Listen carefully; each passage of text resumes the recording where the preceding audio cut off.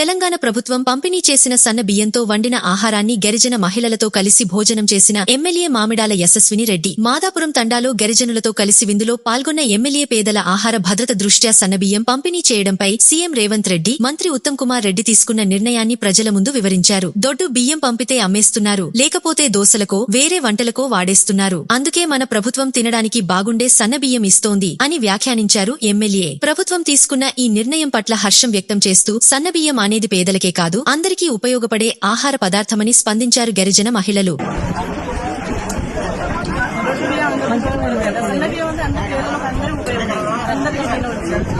అదే దొడ్డు బియ్యము నేను ఎవరిని అడిగినా కానీ దొడ్డు బియ్యం అమ్ముకోనన్నా అమ్ముకునేటోళ్ళంతా దోశలు పోసుకొని కన్నా లేకపోతే మీ జొన్న రొట్టెలు మీకన్నా బాగా జొన్న రొట్టెల్లో కలిపి కొట్టించుకునేటోళ్ళంతా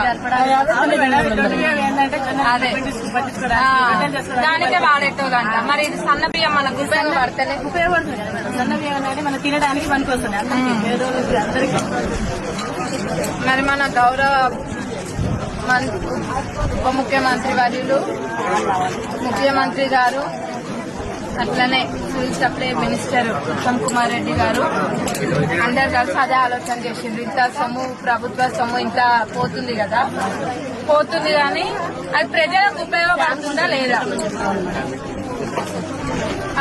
తినే తిండి దగ్గర కూడా ఇంత తేడా ఎందుకు? డబ్బులు ఉన్నోళ్ళేమో సన్న బియ్యం తినాలి, లేనోళ్ళేమో దొడ్డు బియ్యం తినాలా? కాయ కష్టం చేసి నానా చాకిరి చేసేది 2 బుక్కడు బువ్వ తినడానికే కదా. బువ్వ దగ్గర తేడా ఎందుకనే